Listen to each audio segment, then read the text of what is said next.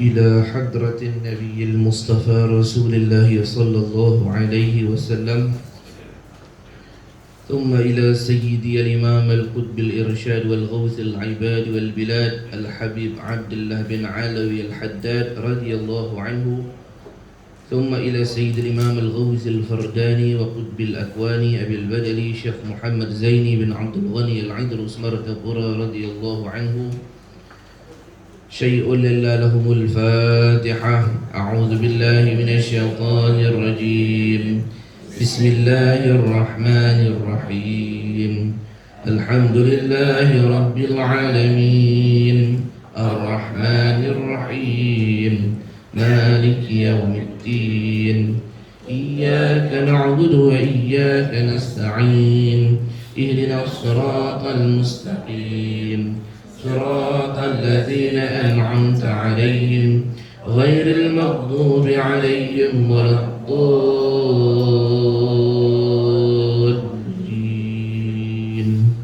آمين. السلام عليكم ورحمة الله وبركاته.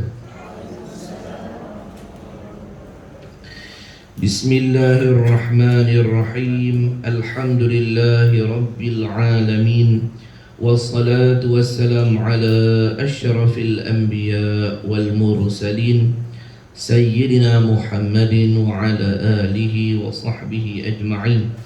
اللهم صل على سيدنا محمد الفاتح لما أغلق والخاتم لما سبق ناصر الحق بالحق والهادي إلى صراطك المستقيم وعلى آله حق قدره ومقداره العظيم.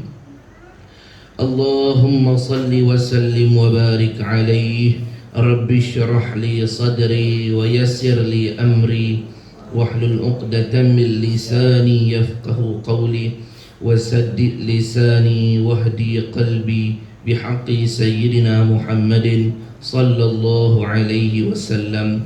ولا حول ولا قوة إلا بالله العلي العظيم. يا معلم الناس ما لم يعلم علمنا ما لم نعلم بحق سيدنا محمد صلى الله عليه وسلم. جزا الله عنا سيدنا محمد صلى الله عليه وسلم ما هو أهله. جزا الله عنا سيدنا محمد صلى الله عليه وسلم ما هو أهله.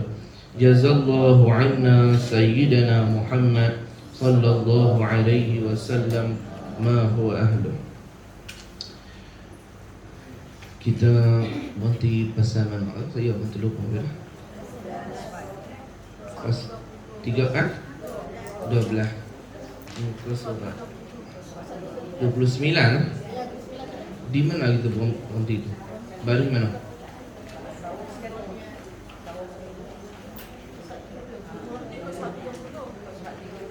Umur 30 lah.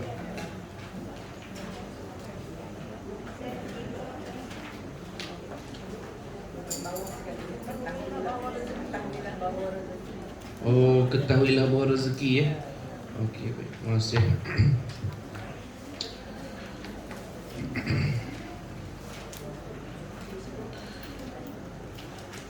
Bismillahirrahmanirrahim. Qala al-musannif rahimahullahu ta'ala wa nafa'ana bi'ulumihi fid daraini amin ya rabbal alamin. Kita ambil sikit tang sabda tu atas sikit. Sabda Rasulullah sallallahu alaihi wasallam. Oh, kena jawab. Sabda Rasulullah sallallahu alaihi wasallam. Kena jawab. Nah, orang sebut selawat kita kena sambut nama Nabi kita Muhammad SAW. Kalau kita mengaji hukum fiqh, kalau orang laki-laki hadis sembahyang Jumaat, dia tak boleh zikir pun tak boleh bila khatib baca khutbah lah. Kan sebelum daripada khutbah nanti Tok Bilal dia akan sebut Allahumma salli Muhammad, Allahumma salli ala Sayyidina Muhammad. Ya Allah, saya terlupa lah hadis dia. Iza qala ahadukum bi sahibihi ansib. wal imamu yakhutub yaumul jum'ah, atau qala ansi faqad laghaw. Apabila bila bercakap seseorang di antara kamu itu kepada saudara dia, dia cakap lagu mana? Kawan dia duduk sembang tengah khutbah, dia pun kata kawan dia, ansi, diam kau, jangan bising, orang duduk dengar khutbah. Yang kawan tu bising, dia ni suruh diam saja, suruh diam dia. Wal imamu yakhutub yaumul jum'ah, sedangkan imam sedang khutbah waktu Jumaat. Kalau sebelum imam khutbah tak apa, duduk tengah khutbah, dia kata diam kat saudara dia tengah bising, faqad laghaw, dia telah lara, hilang pahala Jumaat dia. Sembahyang Jumaat dia sah, dia pahala Jumaat tak dapat, ulama kata. Padahal dia suruh orang diam, bukan dia bising. Maknanya hak bising tu telah dah tak dapat pahala. Hak suruh diam pun tak dapat pahala juga sebab cakap. Makna kata waktu khutbah ni, hak nak sembang berbuat tu, hak nak guling tu pasal dia. Dia nak bergolek macam Hindustan tu pasal dia. Kita tak boleh bercakap langsung, diam. Kecuali yang boleh bercakap waktu tu Tok Khatib, dia yang boleh tegak. Tu minta jemaah tu diam sikit, duk bising empat tu. Dia boleh cakap. Hak bawah tak boleh cakap. Tu yang duduk di motor-motor dia boleh. Yang duduk di motor tu masuk mai, tu kan masjid tak betul tu. Masuk dalam masjid ni. Dia boleh tegak. Dia sebut diam, dia tak boleh dah, habis dah pahala Jumaat dia. Termasuk zikir. Tok Khatib dah baca khutbah, dia subhanallah wa subhanallah. Tak boleh. Dia kena diam kecuali satu saja. Salawat kepada Rasulullah. Tu istimewa salawat. Maknanya kalau tu imam tu tengah khutbah, saja haja pegang sebagai salawat tak boleh lah. Tapi bila tu imam tu kata qala Rasulullah sallallahu alaihi wasallam, yang bawah wajib sambut sallallahu alaihi wasallam.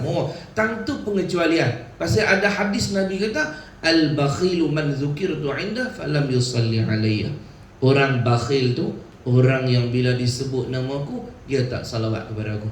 Jadi bila kita pergi mengaji di mana-mana ke apa ke, dengar ustaz tu, tok guru tu sebut Nabi kita sallallahu alaihi wasallam, kita langsung sallallahu alaihi wasallam. Buat lekat biat kata orang Melayu kita senyap. Kalau kita pergi di Mesir ke apa ke, orang teruk-teruk tu Arab tu, kalau dia orang sebut ya Rasulullah, dia pun jawab sallallahu alaihi wasallam. Hormat ke Nabi tu lah. Begitu. Semula mencari hasil tu. Sabda Rasulullah sallallahu alaihi wasallam. Tu buat nak murid aku. Penat tu guru dah ajak selawat ni. Nabi kata apa? Ad-dunya sijnul mu'min wa jannatul kafir. Walau kanat tazinu 'inda Allah janaha ba'udatin ma saqa kafiran minha syarbata ma'in. Wa annahu subhanahu wa ta'ala mundu khalaqaha ma nazara ilaiha. Erti hadis tu, Nabi kata dunia itu penjara bagi orang mukmin. Ad-dunya sijnul mukmin, penjara bagi orang mukmin. Apa makna penjara bagi orang mukmin? Maksud dia kata ulama, dunia ni sekatan bagi orang mukmin. Tak boleh buat macam orang lain. Dalam penjara kali buat apa? Terkurung. Pasal apa terkurung? Terkurung dengan hukum hakam. Orang mukmin duduk di dunia ni macam terkurung dalam penjara dengan hukum hakam. Yang ni tak boleh buat, yang tu tak boleh buat, yang ni tak boleh makan, yang ni tak boleh minum, yang ni kena pakai tudung, kena pakai tutup aurat, kena begini, macam penjara. Lepas tu wajannatul kafir, tapi syurga bagi orang kafir. Orang kafir bebas boleh buat apa saja. Nak makan apa, nak minum apa, buatlah. Tapi nanti di akhirat ulama kata terbalik. Wal akhiratu, sini tak ada maksud mafhum hadis ni. Wal akhiratu jannatul lil mu'min, akhirat syurga bagi mukmin. Wal sijnu lil kafir, penjara bagi orang kafir. Habis dah, dia duduk dalam neraka tu, semua siksaan, daripada makan, minum, tempat tidur, dia punya sandal pun buat berapi. Semua. Sampai tak disebut dalam hadis, dia dahaga ni, kerana neraka ni kan panas yang teramat sangat, minta ayat. Diberi minum air yang menggelegak, disebut dalam hadis kan. Dalam Quran kita baca dalam surah Waqiah pun ada cerita. Dalam surah Ar-Rahman, dia minum air tu, sekira-kira bila diletak di bibir dia minum, pecah perut dia, keluar tali perut dia. Tu dahaga tu. Kemudian dielokkan balik tali perut dia. Kemudian diberi makan pula, dia lapar. Bagi buah zakum dalam Quran kita baca. Buah zakum ni buah yang penuh dengan duri. Sekira bubur jangkung ni pecah ni, anak-anak tekak dia ni habis, pecah. Allah bagi rongkong dia ni habis, tembus. Dielokkan balik, makan pula. Kemudian dipakaikan kasut daripada api. Sekira dia masuk kaki dia tu, kepala otak dia tu menggelegak. Tilam katil dia tu juga buat daripada api. Kira seksa semua di akhirat esok. Jadi kalau saya nak tanya lah, banding-banding kita dengan susah payah si kena pakai tudung tutup aurat apa ni, dengan seksa di sana, mana yang teruk lagi? Sana kan? Padan lah sini penjara bagi kita. Esok dah akhirat syurga di sana. Nah, mudah-mudahan kita semua ni ahli syurga insya-Allah. Sabar sikit je. Kemudian Nabi kata apa lagi? Walau kanat tazinu 'inda Allahi janaha ba'udatin ma saqa kafiran minha syarbata ma'in. Kalaulah berat dunia itu setimbang kepoknya lalat, setengah orang kata setimbang kepoknya nyamuk, di sisi Allah nescaya tidak akan dapat minum orang kafir walau seteguk air. Kalaulah dunia ni kita buat macam tu, dacing tempat timbang tu, kita ambil nyamuk, kita ambil dunia. Kalaulah harga dunia ni ada berat sikit je. Berat sikit tu taruh mana? Sekira-kira sebelah sayap nyamuk je, atau sebelah sayap lalat, sikit je. Kalau ada harga setara tu je, orang kafir ni seteguk ayat pun tak bagi. Tapi pasal apa Tuhan bagi orang kafir? Makna tak ada harga langsung. Tapi hak tak ada harga ni lah manusia bermati-matian cari daripada siang sampai ke malam, malam sampai ke siang.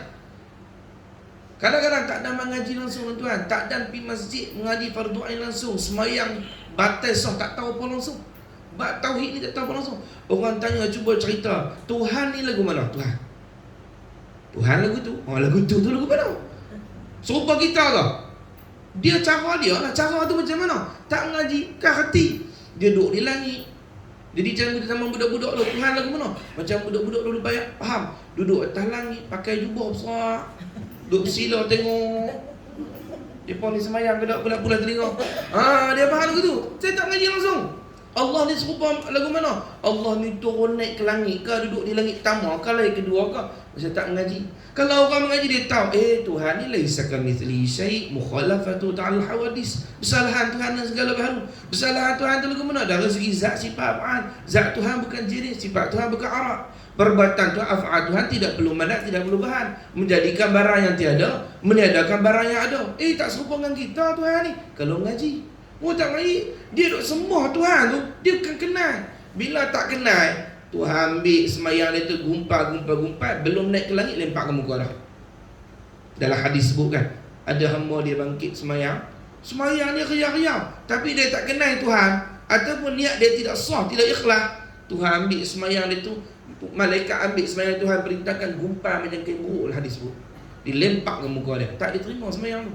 La tasihul ibadah illa bima'rifatil ma'bud. Tidak sah ibadat kecuali dengan mengenal yang diibadati. Dia tak mengaji. Tu bab tauhid, bab fiqh. Sah batal wuduk, mana rukun, mana sunat pun tak tahu. Semayang mana satu rukun, mana satu syarat, mana sunat abang, mana syariat, tak tahu, tak pernah mengaji. Pasal apa? Daripada muda sampai ketua, fikir cari duit saja. Kejap apa? Kejap benda yang tak sebanding dengan sebelah layar nyamuk pun. Ya Allah, ya Tuhan, mudah-mudahan kita semua bukanlah, insya-Allah ni yang mengaji ni semua ni celek lah ni. Hak tak buta mata perut tak kena. Buta perut, buta mata hati, buta perut. 5 perut, apa tangan?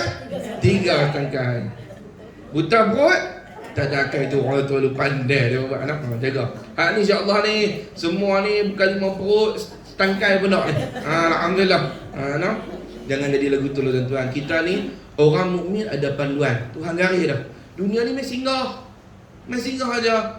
Bukan tempat kita betul-betul. Tempat kita nanti, rumah kita, hak kita duk design lah ni. Dalam syurga nanti. Kenderaan kita dalam syurga nanti. Habis tu di sini tak payah pakai apa? Tak, bukan. Jangan ralik. Sekali dia kata kereta apa kita mau pakai. Kita ni aita kuda. Bukan dia. Aita kuda apa kenderaan juga. Maksud dia jangan ralik. Nanti di sana tempat kita. Sini lalu saja, musafir lalu. Dah kajang 4 malam tu. Sesungguhnya Allah Subhanahu wa taala tidak pernah memandangnya, yakni memandang dunia, nyawa tu balik pada dunia ghamir tu.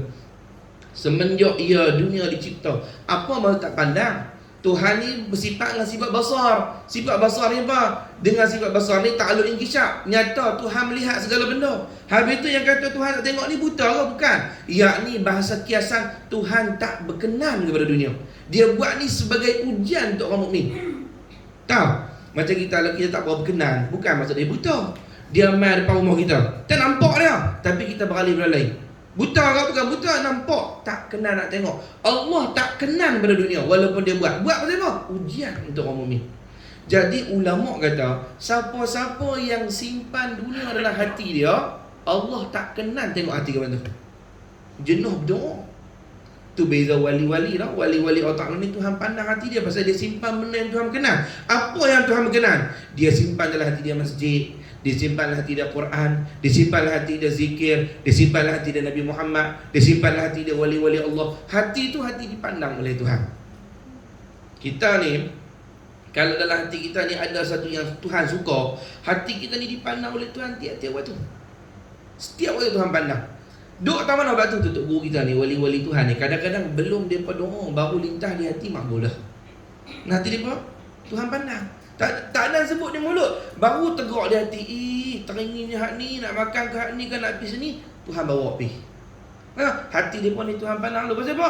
Tuhan kenal di hati dia pun tu. Ada apa? Ada sesuatu yang Tuhan kasih. Ada Quran, ada Nabi SAW, ada masjid. Kan Nabi sebutlah hadis, setengah daripada 7 golongan yang pada hari itu tak ada naungan kecuali golongan ni ya Tuhan naung. 7. Makna kata ni tak naung. Tuan-tuan nak ikut 12 tengah hari ke 1. Tengah panah. Orang Kedah panggil panah apa? Panah lit-lit. Ni bahasa lain daripada utara tak ada ni. Panah lit-lit. Kita buat tahu macam mana panah lit-lit tu. Tapi tahu je mafhum ni tu, panah tu bersangatan.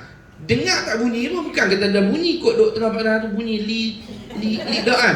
Tapi dia buat ibarat orang tu macam ada bunyi panah tu. Panah lit-lit.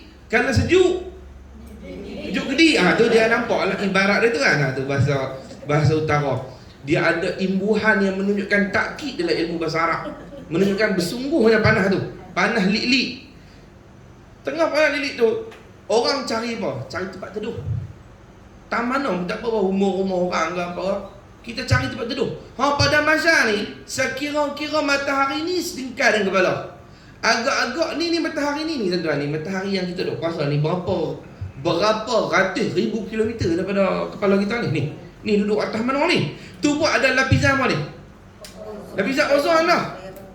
Tu pun kena matahari terlebih jadi kanser. Sinaran UV terlebih kan, kita punya sel badan kita mutasi dengan cara yang tak betul, jadi kanser. Sebab ni UV light ni. Tu berapa ribu kilometer matahari tu. Nanti dia pada masa sekira-kira, selagi dia tak cerdik yang bobok ni, dia berkata, macam mana sejengkal dia? Hang cuba ukur, hang tinggi pada aku. Kalau sejengkal, makna kata 3 jengkal aku, hang tinggi pada aku. Dia dah buat kira lagu tu, dia tak cerdik. Maksud ulama kata sejengkal tu, sekira panah dia tu macam tu. Bukan matahari sungguh. Sebab matahari hancur lah waktu tu. Mana ada matahari lah. Panah dan bahang tu, sekira-kira sejengkal matahari di atas kepala. Panah tu, ada 7 golongan yang dapat naungan arah. Lain golongan tu tak ada. Setengah daripada dia apa? Salah satu daripada 7 golongan tu, Nabi kata, rajulun, laki-laki, yata'allaqa qalbuhu bil masajid. Laki-laki yang hati dia terikat dengan masjid. Nampak? Dalam hati dia ada masjid, Tuhan pandang hati dia. Dia suka pergi masjid. Dia orang suka pergi sembahyang jemaah. Dia sayang kepada masjid tu. Dia cinta ke masjid. Bahkan dia cerita pula, kalau boleh lah aku nak mati dalam masjid ni, dia kata. Aku kalau boleh aku minta sesuatu kat Tuhan, minta kalau boleh nak mati dalam masjid. Allah kabul doa dia, mati dalam masjid. Oh, rezeki lah itu. Tapi syarat dia kena rajin pi. Hak ni dia cerita-cerita nak pergi masjid, tapi Jumaat tu jumpa. Lain tak pi tak jadi tu. Hak ni dia cerita-cerita ni, dan dia rajak, dia harap tu ada serta ma'akhdil asbab, serta dengan ambil sabab nak dapat tu. Dia rajin di masjid, mati dalam masjid. Ni orang ni tak syarat mati dalam masjid, nak cerita setengah sampai tahap Tuhan bagi mati dalam masjid. Hati dia tu ta'aluk dengan masjid, Allah bagi kat dia. Nanti dia akhirat dia duduk bawah naungan, tak panah. Orang ni duduk gedik panah ni, panah sampai tak. Dalam kitab disebut, dalam kitab Syarah Jawahirut Tauhid, panah ni lantai buat pada timah. Lantai buat pada timah warna putih lah kita sebut. Timah sungguh bukan nama orang. Lantai tu, lantai tu buat daripada si timah tu. Lantai tu buat pada si timah sungguh. Warna putih, kerana panahnya hari itu disebut dalam hadis. Lantai tu tukar warna merah, kan besi kita panah. Orang nak pukul besi jadi merah menyala kan. Tu lantai tu. Dikatakan bila kita pijak lantai tu keluar boleh lagi. Pijak tu keluar. Ada 7 orang yang dapat naungan, setengah daripada tu orang yang ta'aluk dengan masjid. Cinta ke masjid. Ada lagi dalam hadis Nabi sebut apa dia? Imamul adil, imam yang adil, pemimpin yang adil. Lagi Nabi sebut siapa dia? Nabi kata satu orang manusia yang duduk sunyi. Tak ada siapa tengok dia, duduk dalam bilik dia ke apa ke, duduk sunyi. Buat apa Lena? Lena tak masuk hadis tu. Sunyi, tak ada apa ni. Dia duduk seorang-seorang, dia teringat dosa dia, fa fadat aina, mata dia pun basah dengan air mata ni. Dia riau teringat dosa dia. Hak tu pun duduk bawah naungan aras. Duduk orang seorang-seorang, dia teringat dosa dia banyak, dia takut ke Tuhan, air mata jatuh. Hak tu lah, duduk bawah naungan aras nanti di hari kiamat. Menangis. Kita menangis juga. Pergi menangis tengok Hindustan. Hak tu tak dapat naungan apa, kena balon lagi kat atas. Yang ni menangis ni sebab teringat dosa. Teringatlah dosa. Tak kira di mana pun, di masjid ke. Maksud duduk seorang tu bukan maksud dia kena duduk seorang sungguh. Jadi kalau ada orang tak dapat fadilat tu, bukan. Maksud dia tu dia menangis ikhlas. Ikhlas. Kalau duduk menangis sebab depan orang ni, kadang-kadang dia tak apa nak betul kat niat. Dia nak tunjuk kat orang. Tengok ni betapa lembutnya hati aku. Wah, tak boleh hak tu. Hak ni dia niat menangis tu kerana Allah. Walaupun depan orang, kalau dia niat tu memang dia menangis kerana Allah Ta'ala, dapatlah tu hadis tu. Sebab tu Syekh Muhammad bin Munkadir dia sebut dalam kitab, dia baca Quran dia teriak. Dia kalau baca Quran dia teriak. Bila dia teriak tuan, kita kalau teriak sebab Allah Ta'ala ni, jangan lap dengan tisu. Rugi ayat mata tu. Sebab mana ayat mata sentuh, ayat mata yang mengalir kerana Tuhan, mana sentuh anggota tubuh, tak dibakar oleh api neraka. Lepas tu ulama Syekh Muhammad Munkadir dia buat apa? Ni amalan orang salah dulu disebut dalam kitab. Dia mau kalau teriak sebab takut ke Tuhan ke teringat neraka ke apa, jatuh ayat mata ni, dia ambil ayat mata tu, dia lumuk badan habis. Dia sapu di muka, ya Allah, dia kata, janganlah badan aku dikena bakar di api neraka. Dia sapu habis. No. Tak lagi apa kalau teriak kat mana-mana. Sapu muka apa? Bukan sapu muka orang. Keluar ayat mata ni. Ambil lah. Aku takut aku kena bakar. Sapu kat hang bodoh. Tak lagi hang kena bakar ni. No? Dia duk sapu dia orang pula. Tu. Allah. Jadi Allah Subhanahu Wa Taala ni tak pandang dunia ni semenjak ia dicipta, kena tak minat dunia. Dicipta dia sebagai ujian. Habis itu siapa-siapa yang hati dia ada dunia, Tuhan tak pandang. Kalau dalam hati tu ada Allah, ada Rasul, hati itu dipandang oleh Tuhan. Mudah-mudahan hati kita ni ada Allah, ada Rasulullah, ada Quran. No? Ada ulama yang sampai tak Quran dia baca, dia tak pernah tak tarihan. Dia tak terhibur. Bukan salah tak tarihan, dia tak terhibur. Orang tanya dia pasal apa tak terhibur, tak tarihan. Dia kata supaya nanti di akhirat ribu aku ni pun dapat juga habuan pangku kalamullah, dia kata. Aku pangku kata, ya Allah ya Tuhanku, riba aku ni pernah pangku kalam kau ya Allah. Aku duk baca kalam kau tu, aku pangku kata riba aku. Sebab kita bila buat ibadat ni, seluruh badan ni mustarak, bekerjasama, bertolong-menolong dalam taat kepada Tuhan. Kita pegang tasbih, betul lah. Kalau zikir tasbih ni, dengan pegang aku ni. Ni ulama ajak dalam kitab sebab ada hadis tu. Dengan pegang lagu tu. Ulama-ulama kita kalau tasbih, pegang lagu ni. Bagi semua jari-jari kita turut serta dapat pahala ibadah kepada Allah. Wah, kita baca Quran. Kalau kita baca hafal, dapat pahala mulut je baca.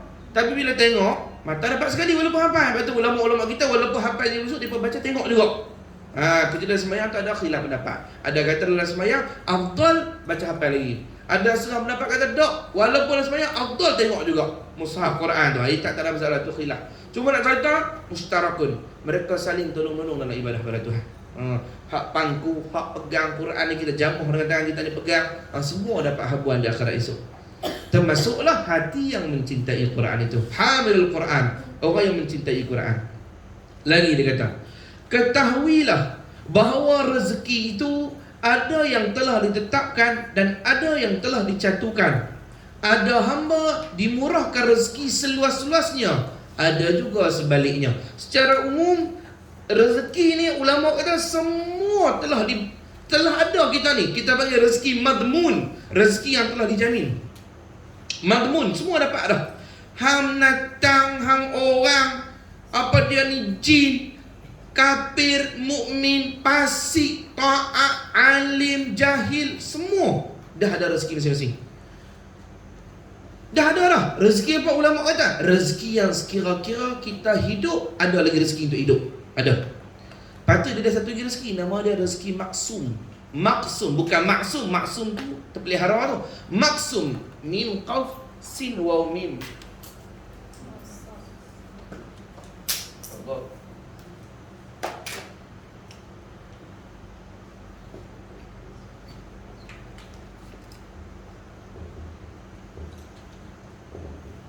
Rezeki ni secara umum ulama kata ada dua orang. Satu namanya rezeki maghbun. Maghbun. Maghbun ni berarti dijamin. Dijamin.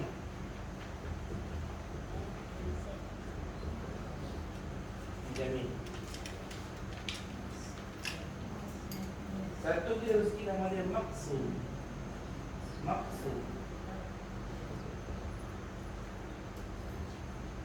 Maksud. Ini dibahagi. Dibahagi.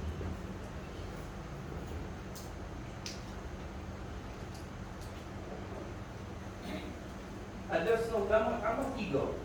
Nama dia rezeki maw'ud. Maw'ud. Yang dijanjikan. Dijanji. Ada suka tambah sampai 5 je rezeki. Tak apalah, kita bahagi kat 3 dulu. Bagi pening.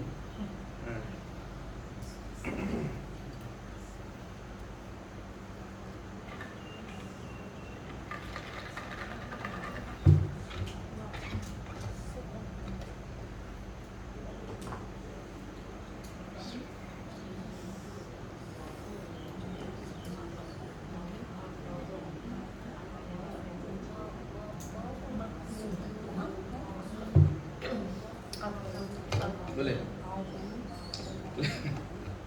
Dia tak tahu. Allahumma salli ala Sayyidina Muhammad. Baik, di sini asal 2 saya bagi tambah 3 sikit lah. Ada setengah riwayat sebut 5 lah kita dalam kitab Minhajul Abidin sebut 5, 6 ada. Pertama rezeki madmun, rezeki yang dijamin. Yang ni semua hang pasti, hang apa ke semua. Kata selagi hang hidup ada rezeki untuk hang, untuk hang makan. Tak kira sempit lapang tu kira lain, tapi ada rezeki. Untuk hang nak hidup tu ada. Sebab ulama kata kita punya rezeki ni takkan habis kecuali kita mati baru habis. Maksud dia selagi rezeki tu tak habis, kita takkan dimatikan. Dan kita takkan dimatikan selagi rezeki tu tak habis. Ada hak tu. Untuk hidup ada. Termasuk nafas kita ni. Nafas ni rezeki ni. Ni kalau tahan ni mati ni. Hang nak ni tahan ni. Cuba tahan dalam 5 minit. Ni buat mati. Nak ni tahan ni. Jadi hak rezeki ni, hak ni dijamin oleh Tuhan. Selama hidup ada. Dan rezeki ni ulama usul kata yang ni wali-wali duk tani. Wali maksudnya apa? Wali-wali dia nak hidup, dia nak buat ibadah. Dia bukan nak kalau kaya. Cukup dah. Hak ni yang tu ya ada wali Allah yang tumpuk ibadah yang sebab ni. Sudah ada dah. Yang kita duk pulun cari keluar apa tambah buka cawangan begitu gini, itu nama dia rezeki maksum, rezeki dibahagi. Hak ni siapa usaha lebih dapat lebih. Hang keluar awal sikit, hang dapat lebih. Hang keluar lewat panas lilit tengah hari baru keluar, dapat sikit. Hang tak keluar langsung, tak dapat. Hak ni rezeki tambahan. Kaya, miskin apa semua ada kait dengan rezeki kedua, rezeki maksum yang dibahagi. Bila dia dah bahagi dah, hampir cari, hang pulung keluar cari dapat lebih sikit. Ni rezeki maksum, rezeki yang dibahagi. Ada satu lagi rezeki nama dia rezeki mau'ud, rezeki yang dijanji. Mau'ud, saya tulis mau'ud tu, kenal tak? Hampa tengok tulis. Mau'ud, tulisan tu tak apa nak elok, Cina je. Rezeki mau'ud, rezeki yang dijanji. Rezeki mau'ud ni macam mana? Rezeki yang Tuhan kait dengan sesuatu perbuatan. Misal ke mana? Ada hadis Nabi kata siapa-siapa yang menghubungkan silaturahim, Allah luahkan rezeki dia. Itu rezeki mau'ud. Hampir hubung silaturahim, satgi ada rezeki Tuhan buat kat hang. Nabi kata siapa-siapa yang bersedekah, Tuhan lipat ganda rezeki dia. Dia sedekah, satgi Tuhan lipat ganda. Lagi Tuhan kata wa may yattaqillah yaj'al lahu makhraja wa yarzuqhu min haitsu la yahtasib. Siapa-siapa takwa kepada Allah, Allah yaj'al lahu makhraja, Allah jadikan jalan keluar bagi dia. Apa masalah dia, satgi Tuhan buka jalan keluar. Dia tak nampak jalan Nabi ke mana ni, tapi dia takwa kepada Allah, satgi Tuhan buka. Wa yarzuqhu min haitsu la yahtasib, Allah bagi dia rezeki daripada sumber yang tak diketahui. Ini rezeki mau'ud, ada kait dengan janji tertentu. Hang taat ke begini dapat, hang sedekah hang begini dapat. Jadi ulama kata ambil daripada dalil ni. Sebab itulah orang kalau takwa kat Tuhan pun setengah daripada cari rezeki banyak. Hang takwa cari rezeki. Tu ada pokok wali yang dalam kitab sebut. Kita buka lagi atas cerita awliya ada cerita. Langit Ar-Rahmatur Rahim ada. Ada tu orang wali tu duk ibadah di gunung. Zunnun Al-Misri ni tu orang wali Allah, dia duk musafir cari wali-wali nak minta doa. Nampak dah tu orang laki-laki duk atas puncak gunung duk semayang. Allahu Akbar. Habis pergi salam, Allahu Akbar. Sekali pergi salam pula, semayang sunat pun. Dia kata dia ni duk semayang tak berhenti, rajin betul, tak pergi cari duit ke makan apa. Duk fikir. Tepi dia tu ada pasu. Pasu ni tu periuk orang India nak masak nasi, tak nak nasi. Apa? Periuk tanah apa tu? Apa nama ni? Mampu dekat dalam tu. Hak tu lah, aku tak boleh sebut. Tu. Hak tu. Duk tengok semayang, tengok sekali mai, duk tengok dia lapar nak makan. Dia ambil gabui pasir, bubuh dalam pasu tu. Ambil pasir, bubuh dalam pasu tu. Dia kocok, tuang jadi bubuk, makan. Tak semayang pula. Allahu Akbar. Ni wali-wali Allah, yarzuqhu min haitsu la yahtasib. Allah bagi dia rezeki daripada jalan yang dia tak sangka. Ada wali Allah satu itu yang kalau dia perlu hajat dia keluar duit daripada bawah sajadah. Bukan ilmu tarik duit. Hak tu je dah tok dukun tu. Pro. Buka pada dia buh lama dah bawah tu. Mohong kita lah. Kita bukan letak rumah tu dia tarik duit kemas. Dia tarik duit dia tak rumah lama dah. Dia kaya lah. Hak minta kat dia. Hak ni memang wali Allah. Dia tak ambil duit tu kecuali kena memang betul-betul hajat. Kalau susah sikit tak ada masalah, tapi hajat ataupun orang yang berhajat kat dia susah, maka dia pun semayang dia tolong kat Tuhan. Sagi suar apa saja tu ada, banyak mana nak tu banyak tu ada, cukup. Elok, tak lebih tak kurang. Ini wali-wali Allah, Allah bagi depa rezeki daripada sumber-sumber yang tak diketahui. Syekh Al-Imam Ibn Hajar Al-Haytami disebut dalam kitab, dia jumpa dengan Imam Ramli radhiyallahu anhu. Imam Ramli ni dua-dua ulama zaman dan dua-dua alim mazhab Syafi'i. Dua-dua ni kalau kita mengenai dalam mazhab Syafi'i, kita akan jumpa istilah syaikhan. Dua syekh ni lah yang duk khilaf dalam mazhab Syafi'i, iaitu Imam Ibn Hajar Al-Haytami dan Imam Ramli radhiyallahu anhum. Satu hari jumpa dalam kenuri. Pergi kenuri. Imam Ramli ni isteri dia gelang banyak. Ni Tok Guru gelang banyak. Pergi pakai ni lah, tutup lah. Cuma dengar lah bunyi gelang tu berketuh tu. Ting-tang apa semua tu kan. Takkan bawa periuk pula dah maju kan. Ni gelang lah tu, gelang. Jadi Imam Ramli ni tarik pekah sikit. Ibnu Hajar ni pok supi sikit. Pok supi ni dia zuhud. Jadi dia tak ada masalah. Bini memang ni, bini dia tu tengok bini Imam Ramli tu gelang banyak, dia pun nak jugalah, tak ada ambil seketir gelang tak ni. Dia tak tu Tok Guru juga. Jangan dia bawa. Jangan. Tu Tok Guru juga. Amboi abang warak sangat. Ambil Tok Guru tu gelang ada, abang tak ada gelang macam bini abang ni. Ini cara jangan. Ni. Tak apalah, Allah masya rahmat lepas tu. Lepas tu Allah masya rahmat. Balik abang. Ni mula dah. Abang Tok Guru, kawan abang tu Imam Ramli Tok Guru juga. Pasal apa bini dia boleh gelang? Melambak lah tu. Saya dah tu gelang tak tak? Amboi, dia kata warak minta mana? Dia beletak lagi dia. Dia Tok Guru ni, memang dia Tok Guru di depan anak murid dia, tapi di rumah dia nak murid. Bini dia Tok Guru. Amboi janganlah. Tok Guru lagu mana pun? Tok Guru mana pun? Kalau dia guru besar pun, dia balik rumah dia guru kecil. Bini dia guru besar. Faham tak? Tak payahlah. Kalah semua. Dia Tok Guru silat pun. Dia rumah dia anak murid ya. No? Tu.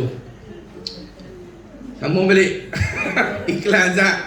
Jadi Allah SWT, bini dia kata Allah SWT, Imam Ramli tu Tok Guru juga kawan abang, alim juga, pasal apa bini dia kan gelang. Imam Ramli, Imam Ibn Hajar ni miskin sebab dia zuhud. Dia orang sufi. Dia tak pasal. Dia hampak sejadah, dia semayang. Allahu Akbar. Habis semayang hajat 2 rakaat, dia tepuk dinding rumah ni. Dia tepuk. Jatuh. Emah daripada gelang, emah rantai daripada dinding. Jatuh. Berlambak. Dia kata Hamid nak kenyak lah. Bini dia tengok ketak. Tak apa. Hamid bagi balik Dia tepuk balik. Masuk balik emah. Tu kata wali-wali Allah tu. Depa nak dunia boleh aja, tapi yang seronok hati depa tak ada itu. Tapi depa polisi kata bocor. Tak boleh tu. Tu bini Tok Guru tak boleh kata lagu tu. Wali besar hampa tak boleh. Kata kalau aku ambil lah juga. Tak banyak lah. Seraga dua. Seraga dua. Bangsa. Tu kata. Aduh. Mujak lagi yang tak terguru tu. Apa? Tu. Sama-sama boleh tak? Jadi tu. Rezeki ada 3 jenis. Rezeki madmun, rezeki maksum dengan rezeki mau'ud. Saya teringat Pak Sumi. Pak Sumi sekali tu orang main ziarah dia, rahimahullah ta'ala wa radiyallahu an. Dia kata, saya ni kalau nak duit ke nak kata bukan payah, dia kata. Saya ingat depan orang tu dia kata. Ditunjuk tu dalam, dia duduk atas kursi ni, dia turun ke bawah ni. Saya tepuk lantai aku ni. Dia kata, jatuh, dia kata macam dongkring daripada aras, dia kata. Duk kata gitu, dia kata sebut gitu. Orang main tak berah, main tak apa. Lalu tu main tak macam. Ada kata tengok tu. Sungguhlah, bukanlah maksud tepuk dari turun pada arah Tuhan kena nampak turun dari langit seketul amin otak kata sungguh. Maksud turun rezeki tu Tuhan bagi tu makhluk lah, tapi Tuhan lah yang bagi tu. Nampak Tuhan hantar makhluk tu. Apa? Tuhan yang gerakkan makhluk-makhluk tu hantar sebagai alat saja. Wasilah aja, Allah yang bagi rezeki. Itulah. Orang duduk pondok ni kena kemah. Kalau tidak mengaji sekat jalan. Baru mengaji duduk fikir lah. Adik-beradik duduk tanya semua. Ni mengaji pondok ni nak makan apa ke depan? Berhenti pondok. Zaman 2020 apa orang ni? 2023 tapi ada lagi pemikiran gitu. Masa mengaji pondok saya tanya, nak makan apa? Kawan tu hari-hari makan. Hang tengok ustaz ampun ni debak ni makan macam-macam, tanya apa ibu dong. Aku pun tak nak pergi dah ni. Dia nak tanya makan apa, berlapak Tuhan bagi. Lebih daripada orang bekerja. Orang bekerja kita tak ada makan apa. Duk catu bayar kereta, bayar rumah. Aku kereta tak payah beli nak kereta orang. Aku makan tak mau. Dia kata dulu saya mengaji pondok, dia berkata, ni cuba fikir tengok, dia kata, ni mengaji ni bagus. Cara nak kritik sebut bagus dulu. Dia kata mengaji ni macam sesi luah perasaan pula kan, dah nak cerita pengalaman. Dia kata ni mengaji ni, dia kata nak makan apa ke depan. Bukanlah baguslah mengaji agama, tapi cuba cari ada sijil. Dia nak gitu. Mengaji pondok tak ada sijil kan? Mengaji pondok ni memang habis tawakal abadi. Tak ada apa. Tawakal abadi. Dia kata, duk mengaji ni, dia kata cari ada sijil. Esok boleh masuk pejabat agama. Pejabat agama ke apa, ada lah gaji bulanan. Tuan-tuan, kalau semua orang mengaji agama fikir nak cari duit, habis agama ni bingkuk. Pasal fikir mengaji daripada awal untuk apa? Tu cari duit, memang tak ikhlas lah mengaji tu tuan-tuan. Mengaji pondok tak guru dah ajak dah. Mengaji kerana Allah nak tolong agama. Nak tolong ajak orang kampung kita. Kalau tidak batai soh semayang apa semua ni, Tuhan kenal tak sifat wujud di dalam bakok ni. Kalau semua ada masuk pejabat agama, siapa nak mengajak di masjid-masjid penuh je agama, pejabat agama penuh. Tukang sapu sampah lah apa semua mengajar agama. Tak boleh, kena ada setengah turun ke kampung, turun ke masjid ni. Tak apa. Dia kata bukan tak boleh mengajar agama, cari ada segi. Tak apa kata. Hang tunggu dia ustaz ni, tunggu. Dah tu dendam lawak ya. Saya pun mengaji tak apa, insya-Allah rezeki Tuhan jamin, insya-Allah Tuhan jamin rezeki aku mengaji ni. Kalau tok Buddha kapiak tu ajak orang pula kapiak, ada makan. Dia pun kerja tak Buddha? Tok Sami kerja tak? Tok Sami tak kerja, dia duduk bersila malam tu. Niat kalau betul bukan buat kerja apa. Ada nak makan? Ada makan kan, tak mati macam kat Allah kan. Pasal apa hang mengaji agama Tuhan nak biar ke buluk? Tak apa duk. Dulu dia ni mengaji agama nak makan apa? Mengaji agama nak makan apa ni? Tengok dia bertanya macam mana? Ustaz nak makan apa? Ada apa? Ustaz tanya makan apa? Ambil bamba. Tak ada. Bukan orang sini, orang lain tu. Orang Papua ni jini. Allah, alhamdulillah Allah bagi rezeki sampai lah tak kebuluk terlebih tahu makanan. Sampai jadi bolak dah zaman. Allah bagi, Allah tak lupa kat saya. Alhamdulillah.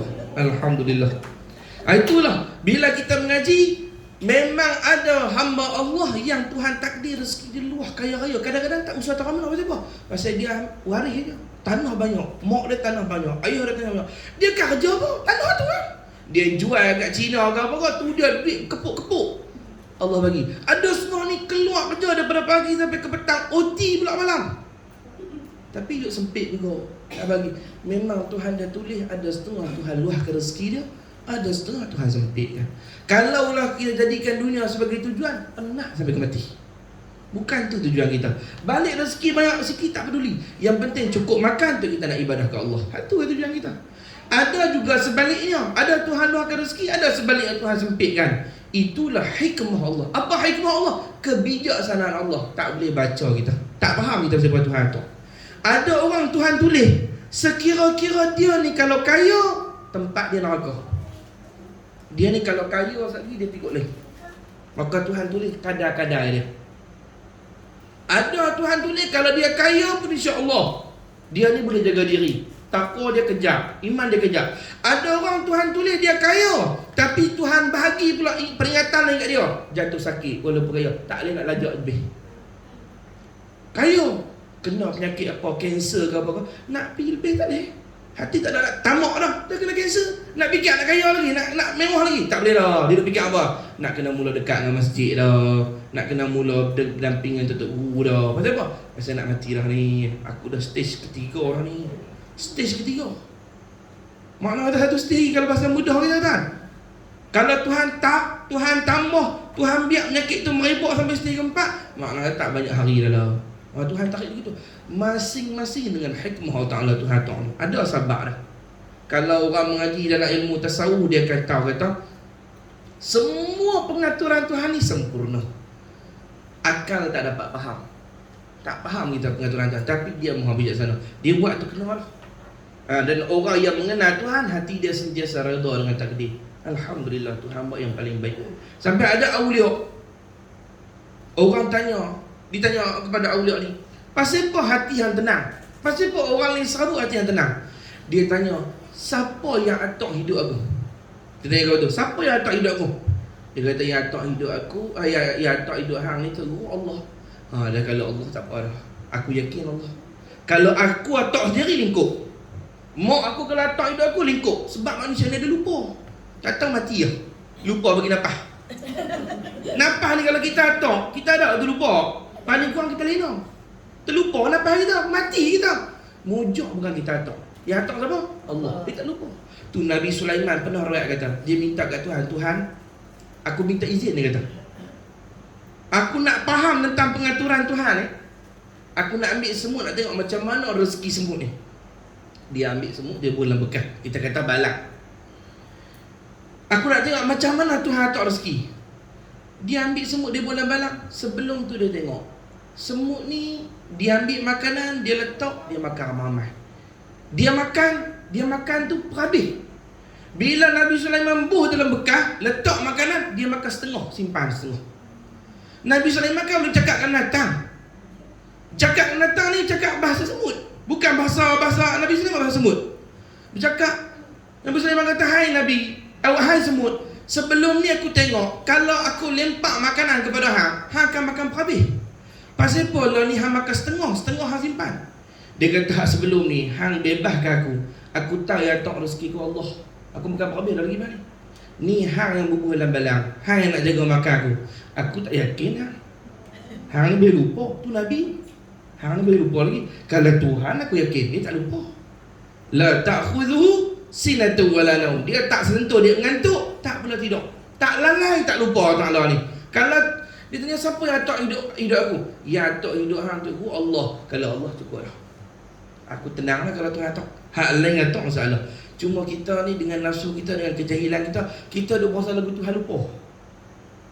Ya Allah ya Tuhanku, hari tu aku mengadu dah, aku hutang ni. Buat lagu tak mahal pun, lupa apa. Tu dia. Dia ingat Tuhan lupa dia. Makna kata bila sampai masuk ada sabar dia tu. Ada sabar dia. Ya Allah ya Tuhanku, ni kali 3 kali dah nak doa buat hutang aku tak selesai ni. Hang lupa ke? Nampak? Dia faham Tuhan macam dia. Yang lupa Tuhan, berapa kali masuk ambil hangit. Hang duk dipegang Tuhan lagu tu juga. Tu masalah. Berapa kali hangit dah Tuhan. Dan form nak terbakar lah. Allah Ta'ala tak lagu tu. Dia tak semua sempurna, elok kena lah. Andainya rezeki yang telah ditentukan itu sempit, sebaiknya bersabar, redha dan bersikap sederhana atas apa yang telah dikurniakan. Kalau Tuhan takdir kita ni sempit, belajar redha, sabar. Jangan tamak serakah. Bila kita ada tamak serakah tuan, bagi banyak pun tak cukup, sikit lah. Dia start serakah ni entah sebab apa. Ulama sufi kata, start serakah ni kerana kurang ingat mati. Orang start serakah ni bila kurang ingat mati, dia start serakah. Sebab dia fikir hidup dia panjang lagi. Tu saya kata, kalau orang tu rasa hidup dia tak lama, dah 3 tahun lagi, dia nak serakah ke nak berhenti? Start, nak mula tumpu akhirat pula. Start lah. Tapi sedikit panjang. Dia fikir hidup dia panjang lagi. Satu.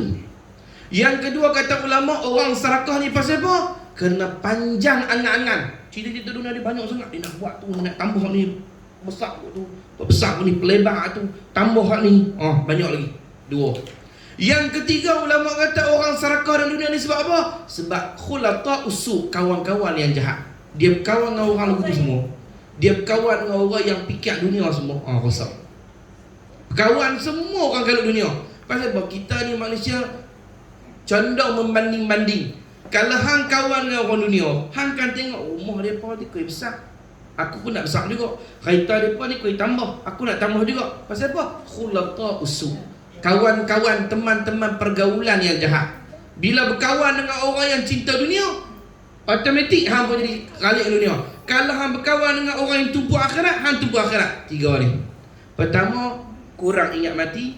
Yang kedua, panjang angan-angan. Yang ketiga, teman yang jahat, orang yang melalaikan, kawan-kawan yang melalaikan. 3 ni ada, orang tu lalai dunia, habis. Andainya rezeki yang telah ditentukan itu sempit, sebaiknya bersabar, redha dan bersikap sederhana atas apa yang telah dikurniakan. Andai pula rezeki yang dikurniakan itu agak luas dan mewah, gunakanlah rezeki itu dengan sempurna dan secukupnya. Lebihannya hendaklah dibelanjakan ke arah kebaikan. Bukan maksud dia kaya ni salah tuan. Tu kena beza lah. Kaya ni pemberian daripada Tuhan. Tamak serakah kepada kaya tu yang salah. Kalau Allah bagi kita rezeki lebih, alhamdulillah. Jangan kita tengok orang kaya, kita pandang di dunia pula. Tu salah tu, kita tahu. Dia orang kita tahu jadi pasang kat orang. Dia kita tahu dia zuhud. Zuhud, jangan tamak dunia. Dia pasang kat orang. Dia tengok orang kaya, dia kata, ahli dunia ni. Pula hak tu rezeki dia. Hak dengki pasal apa? Tu Allah bagi dia kat dia. Yang salah kita, pandang di kita ni. Kalau Allah bagi lebih, alhamdulillah. Kalau Allah bagi sikit pun syukur. Sabar redha. Tu. Kalau Tuhan bagi lebih, ambil guna untuk kebaikan Tuhan. Nabi kita SAW ni bukan miskin tuan. Nabi kita kaya. Dalam hadis sebut asal Nabi kita kaya. Tapi kerana Nabi ni terlampau banyak belanja kepada orang, seolah-olah nampak zahir Nabi kita ni miskin. Sebab rumah Nabi tak ada apa. Rumah Nabi tak ada apa, ambil puasa. 2 bulan Nabi pernah puasa berturut-turut sebab tak ada apa nak masuk. Punya bagi orang. Tu dia ada rumah kita ambil 2 bulan turut-turut puasa bagi orang. Tak ada kan? Kita kaya pada Nabi gitu tu.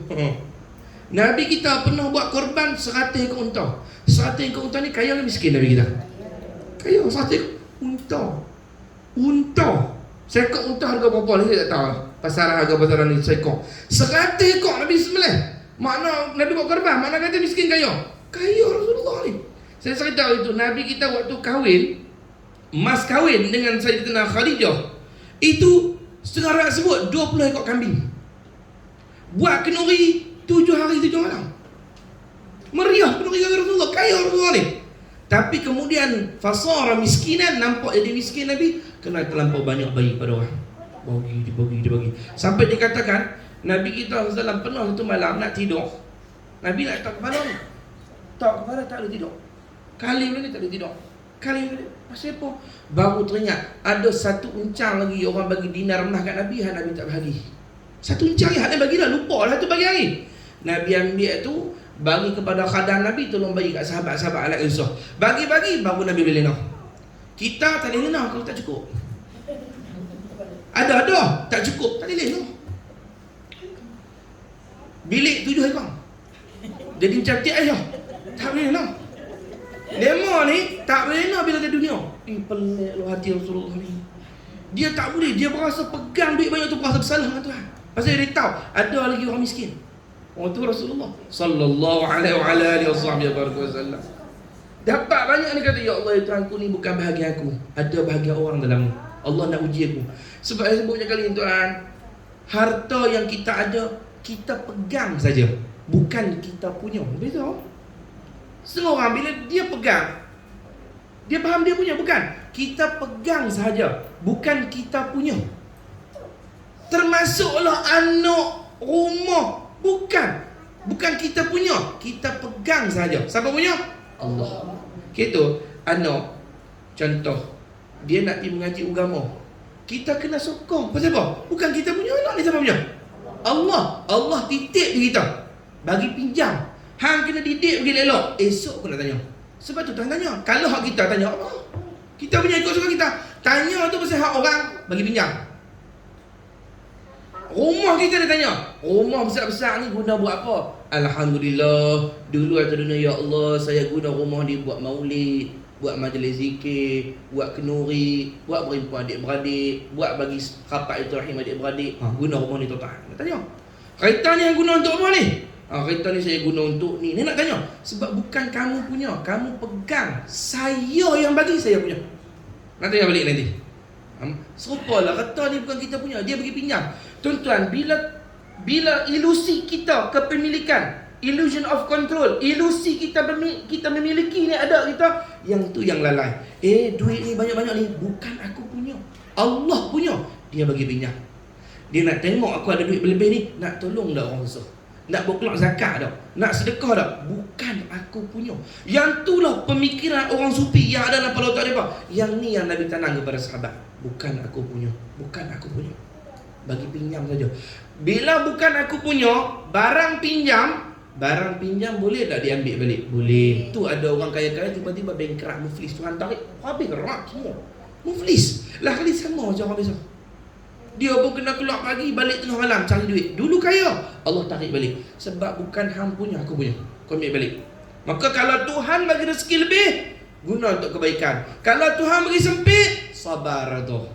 Tu je orang mukmin. Sebab tadi saya sebut dah, ulama ada dua ni. Ada orang setengah Tuhan luahkan, ada setengah Tuhan sempitkan. Tak lari pada takdir ni. Kemudian dia kata apa? Apabila seseorang ingin menuju kepada Allah, bukanlah seorang itu dimestikan atau terpaksa meninggalkan hartanya. Tidak perlu ia meninggalkan profesinya, pekerjaannya, perniagaannya dan minatnya. Nampak? Tok Guru kita habaq dah. Bukan maksud dia bila kita nak pergi kat Tuhan ni kena buang habis rumah-rumah ni bagi kat orang, kita pakai tidak buah jambatan. Bukan dia. Ni baju-baju tak lama tengok depa duk jual dah tudung mulut. Tudung-tudung ni pun banyak boleh jual kan. Tudung ni pun kan dah 4-5 harian. Depa pun buka apa dah ni hempak tikar ni tak tudung-tudung. Mereka balik pasal apa? Saya nak menuju kepada Allah, nak kena buang dunia. Bukan. Buang daripada hati.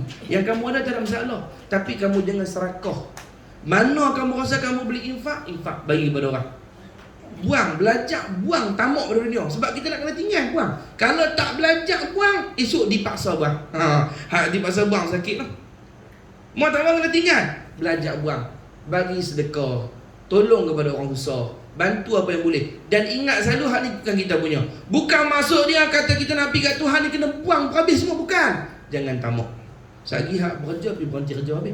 Bisa nak pergi kat Tuhan. Jadi payah tu. Habis tu. Hak tu tasawuf apa tu? Tasawuf tak ada Tok Guru. Main fikir sendiri. Dia kata kita nak pergi kat Tuhan ni tak boleh ada ni dunia-dunia ni. Tu dia lampu-lampu ni pun habis. Dia pakai apa tu? Lilin dia. Ni dunia ni semua dunia. Bukan. Nabi Sulaiman kaya anda. Kaya dia dunia ni duk bawah tapak kaki dia. Tuhan bagi dia boleh pergi ke mana pun. Dia nak pergi ke mana pun ni. Dia ada lombong mah yang besar disebut dalam rakyat. Lombong mah yang besar. Kaya Nabi Sulaiman ni.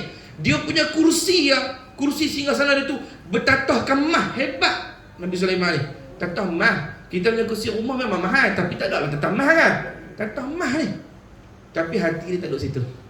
Duduk di Allah. Musuh kita. Kita kursi tak tatah mah lagi. Tapi hiduplah hati lah. Dia tatah mah lah. Tak ada lah hati dia hari ni. Orang ni orang-orang yang kenal Tuhan. Allahumma salli ala sayyidina Muhammad. Jadi bukan maksud nak pergi kat Tuhan ni kena buang harta habis. Cuma jangan serakah, jangan cinta pada dunia. Bahkan apa yang menjadi kepastian, wajiblah sentiasa dalam takwa di setiap gerak-gerinya. Tidak meninggalkan kewajipan amalan-amalan sunnah. Yang wajib takwa. Apa maksud takwa? Cari rezeki daripada sumber yang diredai Tuhan. Infak di jalan diredai Tuhan. Yang pentingnya takwa. Ada kata tak apa tapi takwa.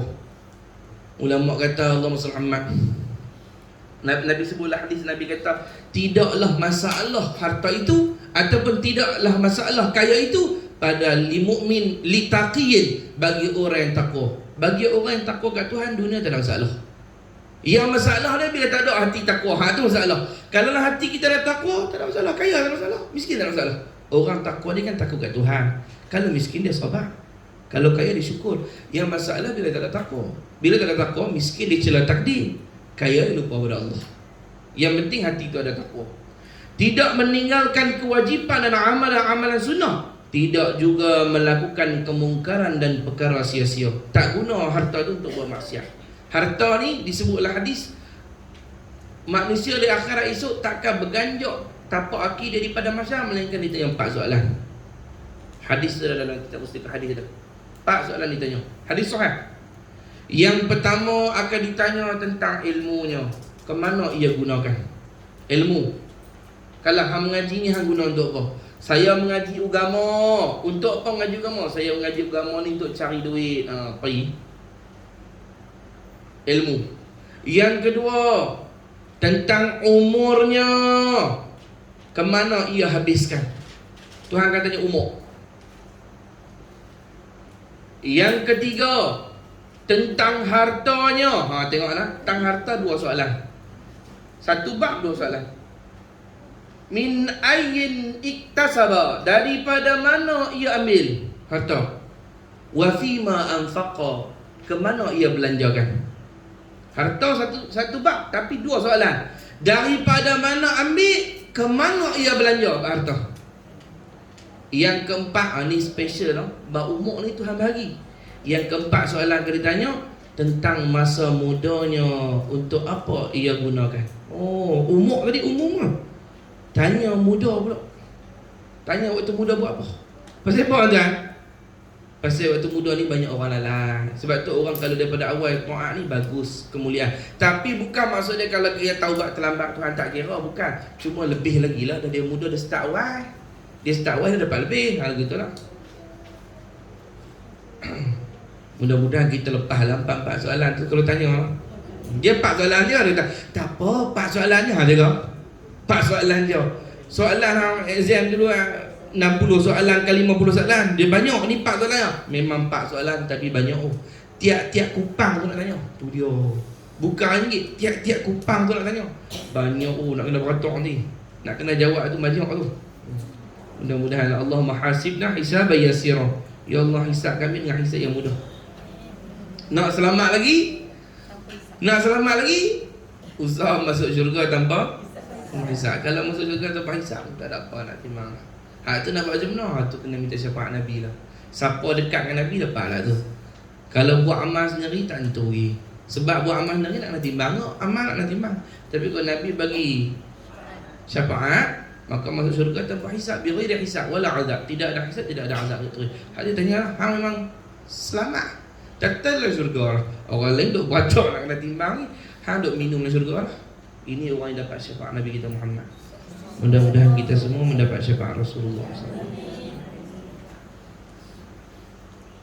Sikit lagi kita baca. Ilmu hati dan agama seorang tidak akan menjadi sempurna kecuali menjadikan dunia di belakangnya. Ini memang ilmu satu orang tu, hati seorang tu takkan bersih. Agama seorang takkan sempurna kecuali bila dia tak dunia di belakang, bukan di imam dia. Siapa tak dunia di depan, makna kata dunia jadi imam dia duduk turut dunia tu, nak kejap dunia tu sampai ke mati. Hati takkan bersih, ilmu takkan menjadi sempurna, agama pun takkan sempurna kecuali agama hang letak di belakang. Agama apa dah? Dunia aku silap-silap. Dunia tak di belakang, agama letak di depan, akhirat tak depan, baru sempurna. Siapa yang menjadikan dunia sebagai tujuan dia takkan pernah sempurna. Takkan. Tak boleh jadi. Sebab hati kita ni kalau dah masuk dunia, dia akan remuk kotak, berselerak habis. Sebab dunia ni dia membangkitkan syahwat, membuat kita tamak serakah. Tak boleh. Agama tak boleh sempurna. Tuan-tuan nak kaji macam mana kalau tamak pada dunia? Orang buat kuliah apa tak dapat. Minggu ni kita buat kuliah, hujung minggu ni ada kuliah untuk muslimat. Dah dia nak ambil ni tak boleh buat kuliah muslimat, kuliah duha. Kuliah minggu ni kuliah tauhid disampaikan oleh Al-Fadhil Ustaz sekian-sekian. Tak man. Buat minggu ni pula kuliah fiqh oleh ustazah sekian-sekian. Tak man. Bila pun seminggu sekali tak pernah main masjid. Tak pernah. Kalau dunia. Yang herannya kalau bab dunia dia dan, tapi kalau bab akhirat mesti keluar daripada mulut dia tak dan. Tak dan. Allah tak bagi ke dia masa untuk akhirat. Tapi dunia dan. Oh tuan-tuan, yang ni betul tak saya kata? Betul tak Tok kita kata tadi? Takkan sempurna agama dia. Dia tak ada mengaji apa. Dia sibuk dengan dunia, tak ada mengaji apa. Malah orang berita kata ni ada majlis pengijazahan hadis di Masjid Temoyong. Seorang habib kita bawa main daripada Yaman nak ijazah hadis begini. Tak ada. Ini kita jemput pula tuan guru Syekh bagian akan bagi kepada kita amalan-amalan khusus untuk kita beramal. Sempena dengan keadaan akhir zaman ni ada amalan-amalan ni nak ijazah salawat. Tak dan pi. Apa tak dan pi? Pasal apa? Kalau dunia. Itu betul tu kita kata. Sebab tamak serakah pada dunia ni, takkan sempurna ilmu hang, takkan sempurna agama hang, takkan sempurna hang punya hati. Kosak habis. Sebab tu saya kata dunia ambil boleh, jangan tamak. Kalau tamak tak ada. Dia ni dunia berhimpun ni, malam ni ada program. Malam ni program apa? Malam ni ada tuan guru daripada Kelantan turun. Tuan guru tu nak bagi baca kitab ni. Oh, dia kata aku cancel yang lain. Yang ni semua aku tak tepi. Aku pihak ni dulu. Hak ni akhirat. Hak ni aku nak pergi ni. Yang ni aku nak tinggal. Seperti jelek mata hati dia.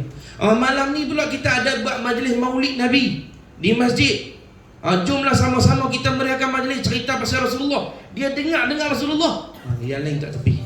Bila bertemu Rasulullah dengan ni Rasulullah dulu. Tapi ada orang bertemu dengan Rasulullah, bertemu dunia, dia boleh tok Nabi tepi tu. Dia ambil dunia dulu. Tapi esok dah akhirat, Nabi tak sebab Nabi. Lah, tok Nabi tepi. La ilaha illallah Muhammad Rasulullah. Itulah. Bila ada tamak serakah dunia, takkan sempurna agama. Tak boleh lah. Kita minta lindung kepada Tuhan.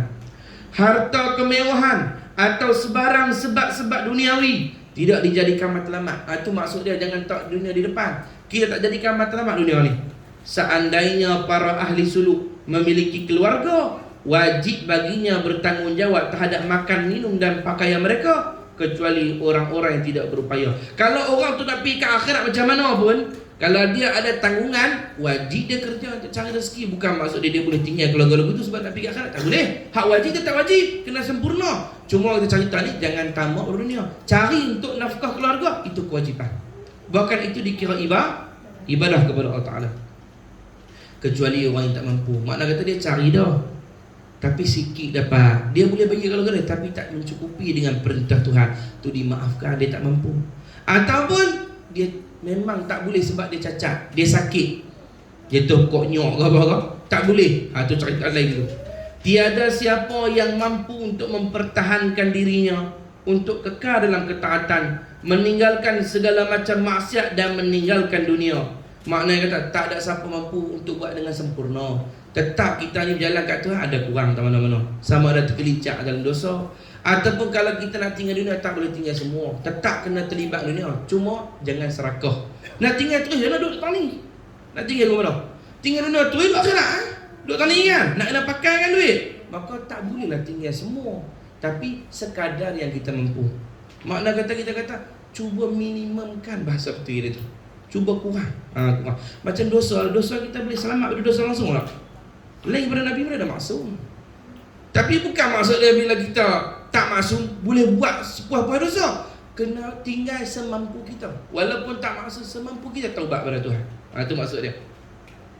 Selain setiap individu itu hendaklah menyadari yang semuanya akan pergi ke alam yang kekal, maka bersedialah untuk mati. Kerana pemergian itu boleh berlaku pada bila-bila masa. Bila-bila boleh mati, no? Baru ni tengok ustaz tu meninggal kan? Yang viral meninggal tengah apa? Tengah ceramah kan? Allah Ta'ala bagi dia jantung kan? Jantung ni. Pembunuhan betul ni jantung. Tapi tengok no, rezeki Allah bagi waktu tengah mengajar kan? Bila-bila orang tak tahu. Ustaz ke? Tok guru ke? Baru nak start ke? Dia nak mati lah tu. Nak mati. Tapi tak tahu bila masa. Hari ni duk gelak dengan anak dengan cucu. Tatai senyap bila anak cucu duk riak kat dia dah. Tak tahu bila masa. Siap sedia lah, standby lah. Standby lagi semua ni. Standby lah, insyaAllah. Jaga. Dia main dia kan abang. Assalamualaikum. Assalamualaikum. Kita buka pintu ke salam. Makcik, abang 7 hari kena. Kita abang. Dia kata abang, kita apa dah? 7 hari kena. Tutup pintu. Baik-baik, terima kasih. Duduk gitu 7 hari. Orang pegang ni tak kena orang pegang. Dia tak abang. Sekejap gila dia main pula esok. Assalamualaikum. Salam. Dia ni lagi. Dia kata, ini lagi. Macin abang yang lupa nak nari. Ini abang pun tak apa. Hang tengok tahajud ke 12 tengah hari. Tahajud ke 12. Weh bodoh. Tengah aku tu tak buat tahajud. Weh tu waktu zawal. Bahkan haram semayang. Aduh, macam-macam. Betul. Tu jenis-jenis nak tahu baca cepat. Tak boleh mengaji dia tu. Ambil semayang sampai kepala lutut. Ambil semayang sampai kepala lutut sampai dah. Kita lepas aku lali. Disuruh lebih sampai ni 10 sakai je. Sunnah dah kan lebih pun ni 10 sakai apa dah? Setengah peti. Hang kepala lutut sekejap mana ni? Mandi wajib. Nak cerita kan sungguh. Esok dia main pula ketuk, makcik tinggal 5 hari ni. Kalau dia habaq lagu tak apa. Dia tak habaq, datang geram tu. Ustaz tu agak dia jangka nak mati hari tu. Dia kan tak. Ya dia duk berasa dah jantung duk main. Tapi bukan tak nak mati hari tu. Ni saya duk cakap buat risau ni. Lagi kata aku duk buat senyap lagu tu jam lah. Tapi Allah Ta'ala bagi no, meninggal kuliah subuh no, di masjid tengah mengajar. Masya Allah, Allah bagi dia macam-macam lah. Ada yang pergi umrah tak balik dah. Pergi umrah tak balik dah kan. Pipi Allah selamat. Ya anak-anak duk tunggu sini. Mak dia pergi umrah. Ayah dia pergi umrah kan. Tunggu datang pihak sana telefon dah. Nak beritahu ni, nak maklum apa dia mak encik ni meninggal dah. Meninggal semain subuh Masjid Nabawi. Allah rezeki dia. Nak mati kena mati. Dia tak, saya tak mau mati. Ikut hang. Hang cukup komplek lah. Pasal hang lah. Tapi hang kena mati. Kurang-kurang mati Masjid Nabawi okey juga. Tapi hang kena mati. Tak payah lari. Tak ada siapa. Kita kiamat besar. Tak tentu semua boleh jumpa tak kiamat besar. Tanda ada duk mai. Tapi kiamat besar belum semua jumpa. Kiamat kecil semua lah jumpa. Semua kena mati ni. Tak tahu bila lah. Ada yang mati aksiden. Dia ralik tengkak dengan bini dia. Berung masuk sungai. Mati dia orang. Hak beletiak pun mati. Hak dileteri pun mati. Mati dalam sungai. Aku ni saya lalu kot poleh masuk dalam sungai kita tu. Bomba apa ni, bomba duk tarik keluar lah. Tak payah. Saya kata lah aku beletiak apa, saya cerita lah. Hak beletiak tak tahu macam ke tak. Tapi itu lah tu. Tak tahu lah mati macam mana, di mana tak tahu. Tapi kalau mati di Madinah ni Nabi kata apa? Wajib syafaat lah. Wajib syafaat tu sunat kita pergi Madinah ni ya. Bila dia takut. Aku tak mau ni. Macam dia Madinah ni orang saja mati semua. Loh, memang nak kena mati. Memang nak kena mati pun.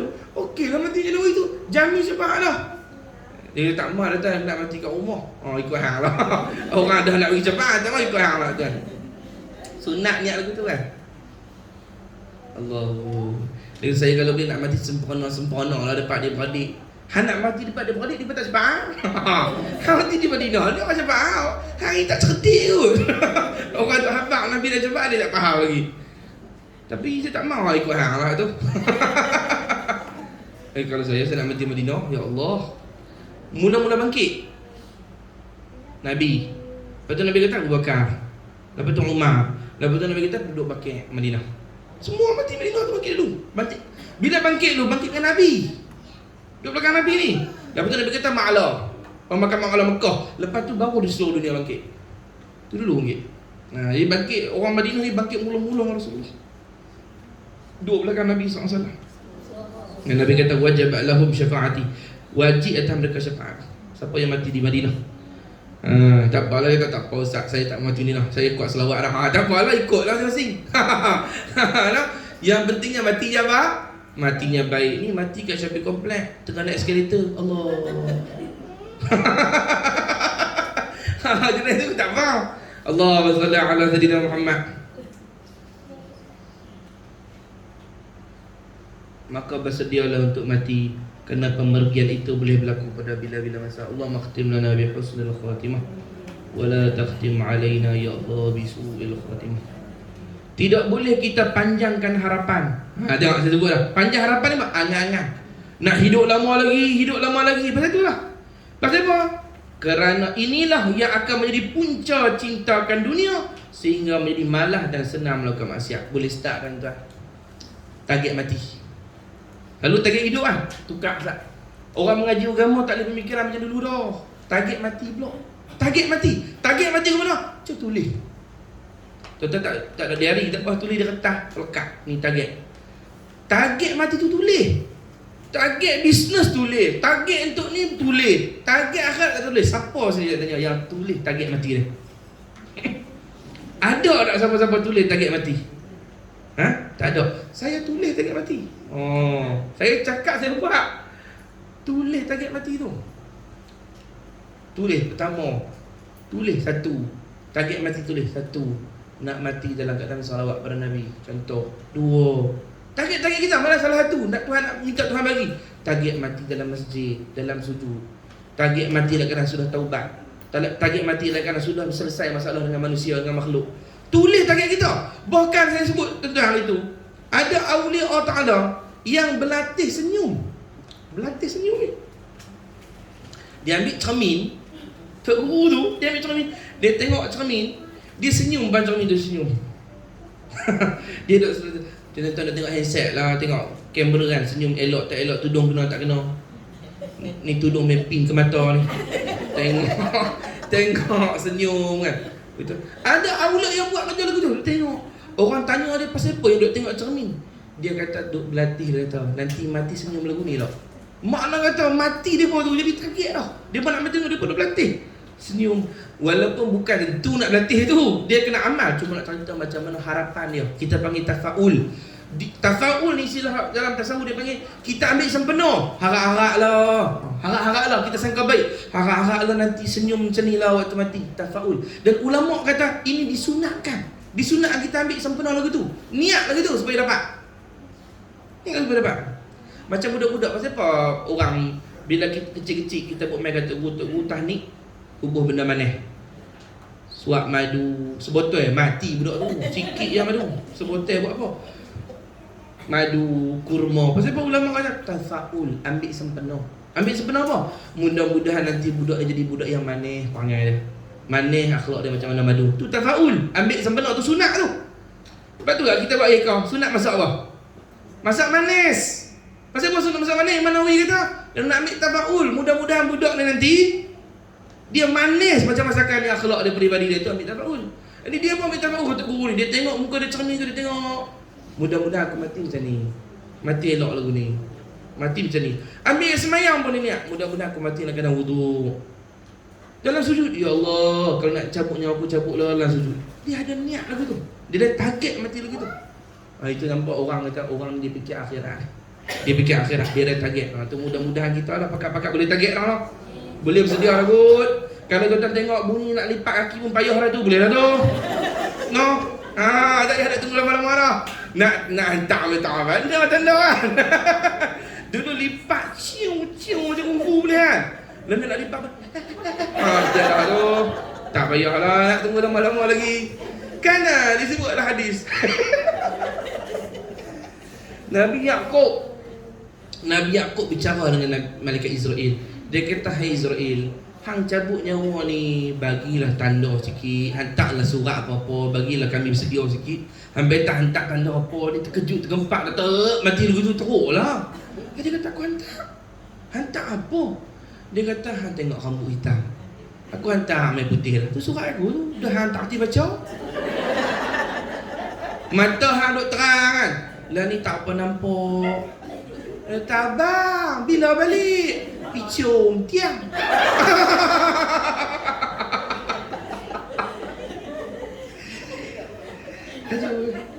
Awak abang letih sampai tak cakap apa. Memang tak cakap lah tiang.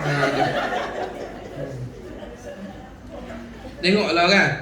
Tak terurus dah. Rambut muka yang mengkebang dah. Dulu balik saya pun balik pun dengar rambut jadi mengkebang dia macam tu. Dengan apa dia ni, tempek bedok sini kunyit apa macam-macam kan. Nak sambut lelaki dia pun pakai baju kelawak lah. Abang.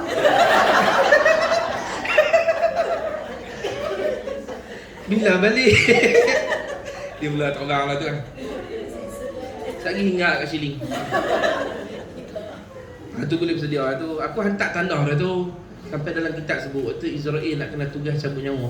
Dia kata kat Tuhan, wahai Tuhan, sebab aku ni cabut nyawa, tentu manusia akan benci aku. Manusia akan benci aku. Malaikat boleh benci Israel cabut nyawa. Hak lain bagi rezeki boleh tahan nyawa lagi. Sampai wahyu tak bagi. Hak ni nak cabut nyawa, paling tak suka. Tuhan kata dengan takut Israel. Kalau kita sebut Aku akan buat alas supaya tak nampak hang cabut nyawa. Aku buat alas mana? Aku bagi dia sakit jantung, keciman darah tinggi, aksiden. Aku buat sabak, padahal yang cabut nyawa hang. Yang cabut nyawa tak. Kalau sakit jantung lu ke mana, malaikat tarik hidup tu. Sakit lega balik. Sakit lega balik. Begitulah. Tapi sebab cabut nyawa ni kerja malaikat Israel. Tapi Tuhan alas supaya apa? Supaya nanti orang tak benci hang. Orang kata mati sebab apa? Sebab sakit jantung. Orang tak sebut. Jarang orang tanya. Pasal apa bang mak hang mati baru ni? Israel cabut nyawa. Ada tak? Orang jawab, "Mak aku cabut nyawa hang." Bodoh. Kan? Aku tahu lah ada semua Israel cabut nyawa kan, betul tak? Tapi Tuhan buat alah. Buat sabar je. Lepas tu aku hantar satu-satu. Dia kata kalau mula nak semayang turun macam keren tu dia dah kata. Boleh tak? Target. Takkan aku nak ada belakang mula aku tak larat. Tu boleh target tu. Kalau pinggang nak turun tu pun teruk. Pergi berkebun sikit pun balik. Pegang dinding macam nak apa dah tu dia dah kata. Dia balik kebun sikit lah. Tebas. Allah tebas 2-3 meter lah. Serah sikit lah. Balik dulu. Begitu dah. Tumpu dah. Cerita kita dunia dia hang tengok. Kalah muda. Ya Allah. Hang tak belajar kawan oi. Anak mati dah. Anak mati dah. Siapa yang beli dah kain kafan dia? Ada? Tak ada lagi? Beli. Berkata nu karat kematian sedia orang. Tak ya, beli satu. Beli satu. Allah berapa rantai kapan? Bukan beli untuk ni, untuk ingat.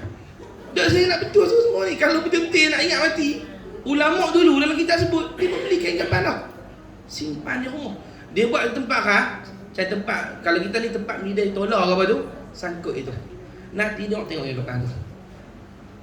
Tengok, bukan apa bersedia. Tengok kain kafan tu. Janganlah lelaki dia mengusik pula dah. Kawan duk tidur. Yang pergi mengaji tu bini. Bini yang mengaji, lelaki tak ingat. Dia ambil kain kafan tu, dia balut. Hidup dulu. Sungguh arwah. Mati bini tu. Dia tengok kain kafan tu betul semua, dia mati. Dia mati. Ya lah. Beli. Ni Allah Muhammad. Sultan Muhammad Al-Fatih Salah Al-Ayyubi pun kata begitu juga. Serban dia besar. Serban tu kain kafan dia. Dia buat betul serban dia besar. Ulama-ulama semua besar. Itulah kain kafan dia. Dia ikat tak kepala siap supaya ingat mati. Bila mati gunakan serban tu buat satu kain kafan dia. Tu dia punya ingat mati mati kau tu. Belilah, try beli kain kafan tu kan. Boleh rumah tengok. Hambui. Han tengok tadi dia beringat sikit. Ya Allah, tak lama selai ni. Selai ni nak balut. Apa aku bawa dah? Buat lagu tu. Pergilah beli. Beli lah. Ni lah. Murah aja. Ni kain-kain buat baju ni mahal ni. Murah kan apa? Semeter apa? RM7, RM8, semeter. Pergi survey tu Kamda. Kamda. Beli kain putih siap. Tak dia rumah kita ingat. Ya Allah, yang ni aku nak pakai nanti nak mati. Nak mati, bersedialah. Tidak boleh kita panjangkan harapan. Inilah yang akan menjadi punca cintakan dunia sehingga menjadi malas dan senang melakukan maksiat. Saya pergi tengok di kubur ni, di kubur pondok Tuan Guru Baba Khairul Anwar. Baba Khairul Anwar Syafi'i. Dia siap batu nisan tempah dah. Batu nisan tempah dah. Dia tak batu nisan, saya ingat dia ni pondok dia mengajar macam ni, dia ada seorang mengajar situ. Rumah dia di belakang, dia tak itu. Batu nisan, siap bubur bunga, penik sikit tanah kan. Nama dia Khairul Anwar bin Syafi'i. Tiap-tiap lepas mengajar, dia akan ambil rumah tu. Dia tengok rumah tu, dia tengok rumah tu. Batu nisan tempat Aisyah. Punya banyak. Hak tu kata, boleh buat Ustaz? Buka lah kitab. Ulama-ulama tu korek lubang Aisyah dah. Rumah dia bawah, tepi tu, korek siap dah, katuk dengan papan. Tiap-tiap hari buka papan tu, masuk dalam kubur, duduk dalam tu Ustaz, zikir. Ingat, aku sedia kalau lepas dia tak boleh naik. Ni boleh naik kan? Tak lama tak boleh naik lagi. Tok Seleha saya pergi kat Kelantan tu, dia meratik dalam kubur. Tok Kali pun kata pernah kat kubur dalam tu. Bila dia bangun daripada tidur, dia tidur dalam kubur. Dia bangun daripada tidur, dia tengok, alhamdulillah malaikat tak mari hidup ni. Bangkit semayang. Kenapa? Alhamdulillah belum mati. Kalau mati tak ada keluar dari lubang dia. Punya dia bersedia untuk mati. Tuan-tuan, kain lapan dia orang orang beli. Tapi Tok Guru ni, dia buat macam misal. Dia ambil tadi tengok. Dia tengok macam mana aku sedia dah. Dia masuk dalam rumah dia. Esok dia mengajak, dia berhenti, dia tengok. Tengok orang ulama-ulama kita ni. Memang yang tu Nabi kita ajak SAW. Nabi kita ajak untuk ingat akhirat supaya tak salah kau. Tuan-tuan, bila tuan-tuan fikir lalu itu, tuan-tuan fikir mati tu, apa maksud dia macam mana? Kalau lagi susah, tak apa, bukan selamanya hidup susah, tak lama nak mati dan ini, aman aku. Aku orang mukmin. Aku beriman kat Tuhan, beriman kat Nabi. Aku beramal soleh. Nanti aku kaya di hari kiamat esok walaupun aku miskin. Dia tawar. Dia tak apa nak kecewa dengan dunia. Dan kalau dia kaya, dia tak lupa. Kalau kaya macam mana pun tak tentu lagi. Dalam kubur ni tak tentu lagi. Amalan kira lain pula. Dia tak sombong. Dua-dua selamat. Yang susah ingat mati pun rasa lapang. Yang kaya ni duduk rasa lapang, rasa sempit sikit. Tak apa-apa nak tamak dengan dunia. Itu kelebihan ingat mati. Dia tak lajuk. Faham tak? Kita berhenti situ dulu. Kita sambung pengajian kita pada fasa 13 pada esok hari insya-Allah. Wallahu subhanahu wa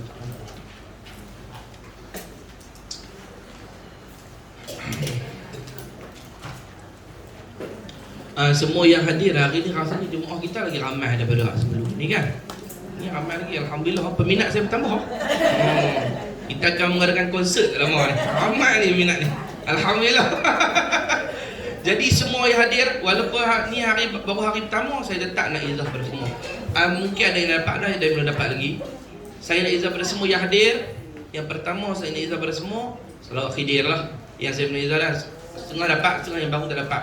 Iaitu lepas salawat dia, sallallahu ala Muhammad, sallallahu ala Muhammad, sallallahu ala Muhammad. Tu boleh baca 50 kali, 100 kali, 500 kali, 1000 kali tak kira. Bacalah banyak mana. Yang kedua, saya nak izah pada semua, salawat Fatihah ni wajib saya izah pada semua. Salawat Fatihah kalau saya izah pada semua. Salawat Fatihah saya baca tadi di awal. Siapa yang tak ada, nanti ada saya pernah bagi dalam grup ni. Kalau ada nanti tolong bahagi pada kawan-kawan yang tak ada, no? Ikut sama-sama kita baca tu, kita baca 3 kali sama-sama salawat Fatihah insya-Allah.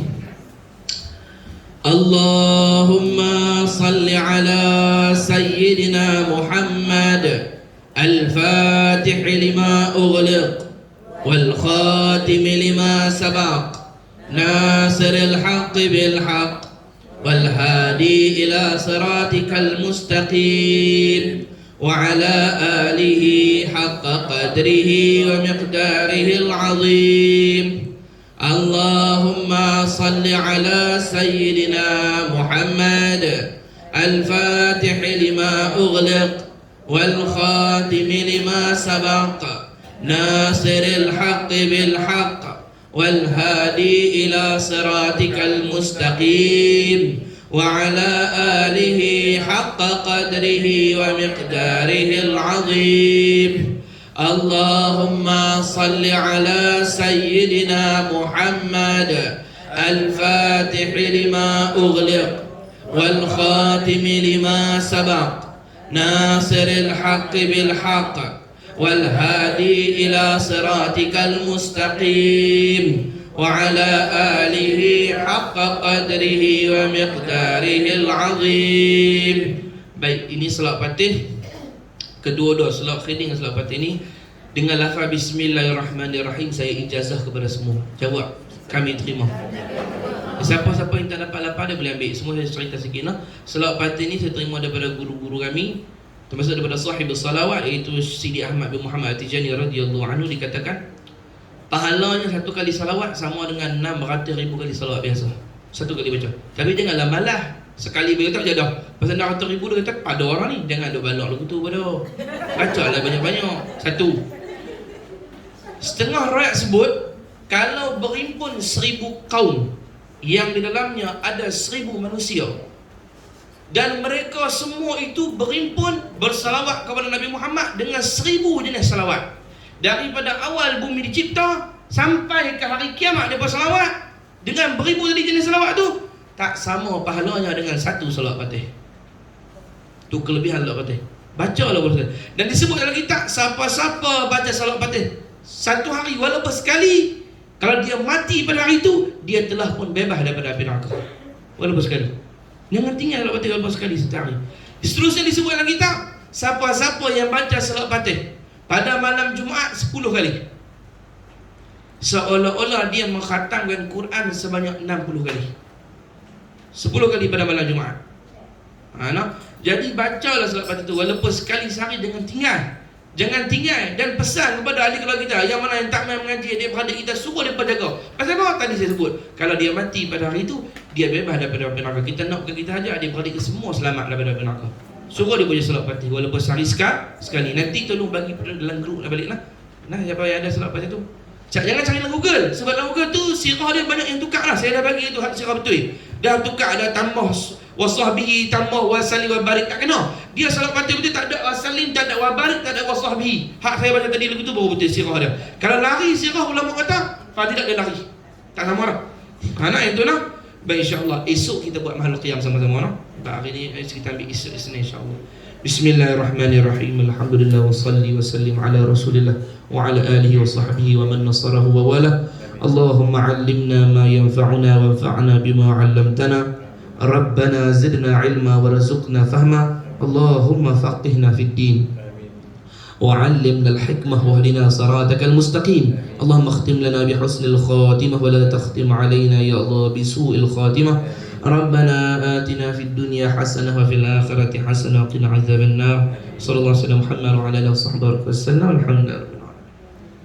تقبل الله منكم. السلام عليكم.